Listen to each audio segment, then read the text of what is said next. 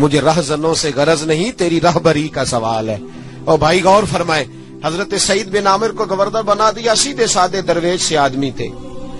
کچھ مہینوں کے بعد حضرت عمر خود ان کے صوبے میں پہنچے، جامع مسجد میں سب لوگوں کو جمع کیا۔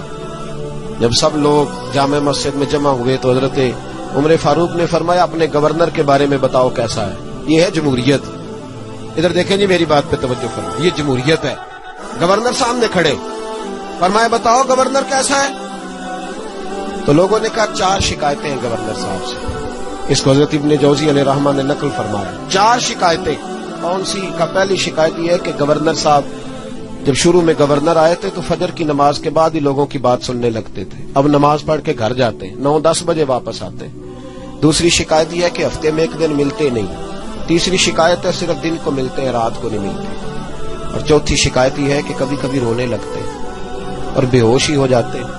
آپ نے عجیب دیوانہ گورنر بنا دی۔ حضرت عمر نے حضرت سعید بن عامر کی طرف، بول بھئی تیری شکایات ہیں۔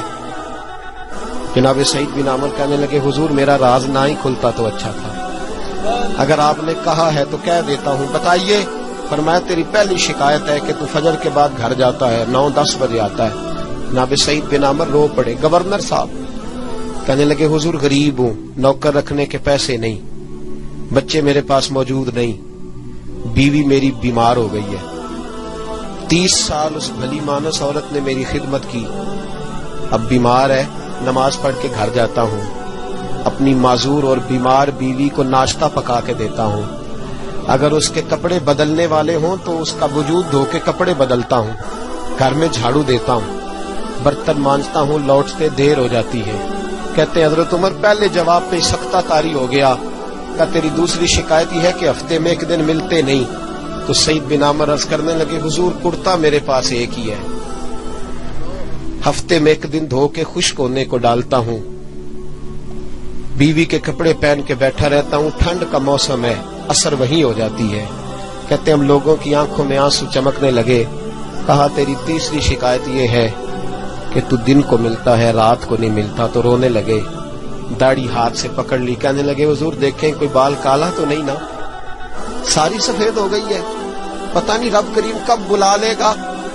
دن مخلوق کے لیے رکھا ہے، رات اپنے رب کے لیے رکھی ہوئی ہے۔ میں ساری رات اسے مناتا ہوں کہ مولا یہاں پردے رکھے ہیں تو وہاں بھی میرے پردے ہی رکھنا، اے اللہ یہاں تو نے وقار دیا ہے تو وہاں بھی وقار ہی دینا۔ اور کہا کبھی کبھی روتے ہو اور بے ہوشی ہو جاتے ہو؟ کہنے لگے حضور بہت پختہ عمر میں کلمہ پڑھا تھا، 40 سال کا تھا جب کلمہ پڑھا، جب 40 سال کے گناہ یاد آتے ہیں تو رو پڑتا ہوں، سوچتا ہوں کہ میں تو 1 ہفتے کا حساب نہیں دے سکتا، 40 سالوں کا کیسے دوں گا حضور؟ پھر مجھ سے برداشت نہیں ہوتا، پھر تڑپ جاتا ہوں۔ جب چاروں باتیں کہیں تو پھر رونے لگے، کہنے لگے حضور اب میری سزا کا بھی اعلان کر دیں، اب میرے پردے کھلے تو سزا کی بات بھی کریں۔ حضرت عمر نے ہاتھ اٹھائے اور کہا اے اللہ میرے محبوب کی امت کو کچھ ایسے گورنر اور بھی عطا فرما۔